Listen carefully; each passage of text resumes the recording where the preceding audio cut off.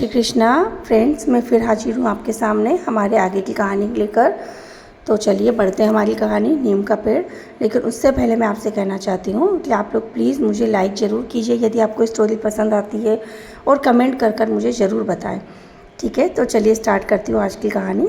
शिल्पा और रागिनी दोनों बहनें अपने कमरे में बैठी हुई डिसाइड कर रही थी कि उन्हें एनिवर्सरी के फंक्शन में कौन सी ड्रेस पहनना है। बहुत कोशिश करने के बाद भी शिल्पा को समझ ही नहीं आ रहा था कि वो आखिर कौन सी ड्रेस पहने। रागिनी ने कहा, शिल्पा तू तेरी शादी की ड्रेस क्यों नहीं पहनती, कितनी सुंदर ड्रेस थी वो, तू तेरी शादी की ड्रेस पहनना।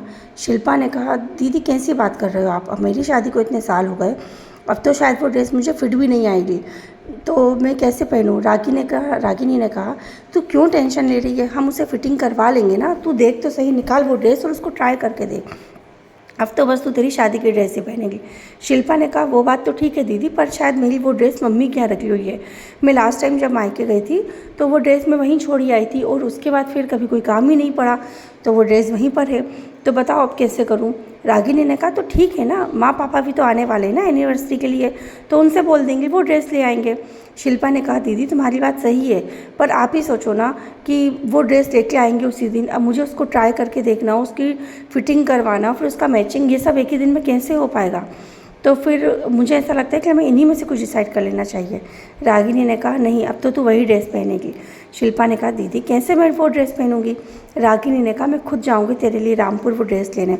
शिल्पा ने कहा, कैसी बात कर रहे हो दीदी, आप एक ड्रेस लेने के लिए रामपुर जाओगे। तभी रागिनी अचानक बहुत भावुक हो गई और कहने लगी, पता है शिल्पा, मेरा बहुत दिन से रामपुर जाने का मन हो रहा है। मैं जानती हूँ कि अभी रामपुर से सब लोग यहाँ आएंगे एनिवर्सरी पार्टी के लिए, पर पता नहीं क्यों मैं रामपुर को देखना चाहती हूँ। कितने साल हो गए मुझे रामपुर गए हुए। मैं जब प्रेग्नेंट थी, जब वाणी होने वाली थी, तब मैं रामपुर गई थी, और उसके बाद फिर वाणी हो गई।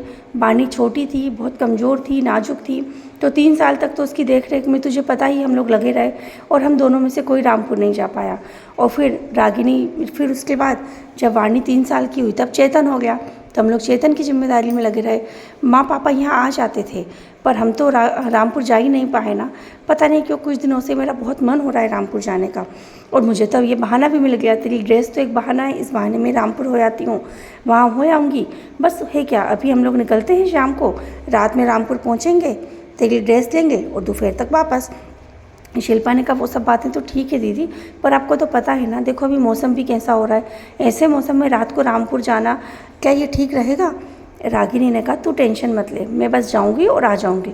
और हाँ, जहाँ तक बात है वाणी की, वाणी अभी छोटी है, तो मुझे नहीं लगता इतना लंबा सफ़र करवाना उसको ठीक रहेगा, तो वाणी और चिराग को तो तू संभाल ही लेगी। तो बस ठीक है, मैं जाती हूँ और आती हूँ, मैं अभी बात करती हूँ तेरे भैया से। बस ये कहकर रागिनी ने तुरंत कैलाश को फ़ोन लगा दिया। कैलाश ऑफिस के काम में बहुत बिजी था। रागिनी ने कैलाश से कहा कि क्यों ना हम एक दिन के लिए रामपुर चलें। रामपुर की बात सुनकर कैलाश आश्चर्य में पड़ गया।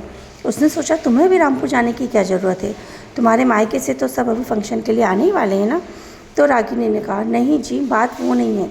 इस तरह रागिनी ने पूरी बात कैलाश को बता दी। कैलाश को ऑफिस में बहुत सारा काम था, उसका मन भी नहीं था जाने का, पर तो भी अगर रागिनी कह रही थी तो उसकी बात मानना कैलाश का फ़र्ज था। इसीलिए कैलाश ने कुछ सोचा और कहा कि अच्छा चलो ठीक है, तुम्हारी यदि यही इच्छा है तो ऐसा ही करते हैं, तुम फटाफट तैयारी करो जाने की, मैं 1 घंटे से घर आता हूँ और फिर हम दोनों निकलते हैं। पर हाँ, कोशिश ये करना कि वाणी को ना लेके चलें, वाणी बहुत छोटी है और मुझे नहीं लगता कि रामपुर का रास्ता भी अच्छा नहीं है, तो मेरे हिसाब से हमें वाणी को छोड़कर जाना चाहिए। रागिनी ने कहा, हाँ ठीक है, मैंने शालिनी को बोल दिया है, शिल्पा वाणी का ध्यान रखेगी, तो ठीक है हम लोग निकलते हैं, आप आ जाइए, मैं तैयारी करती हूँ। बस ये सुनते ही रागिनी बहुत खुश हो गई। यहाँ पर कैलाश भी अपने ऑफिस के सारे काम निपटाने लगा और जाने की तैयारी करने लगा। अब आगे की कहानी जानने के लिए सुनिए हमारी कहानी का अगला भाग। Thank you.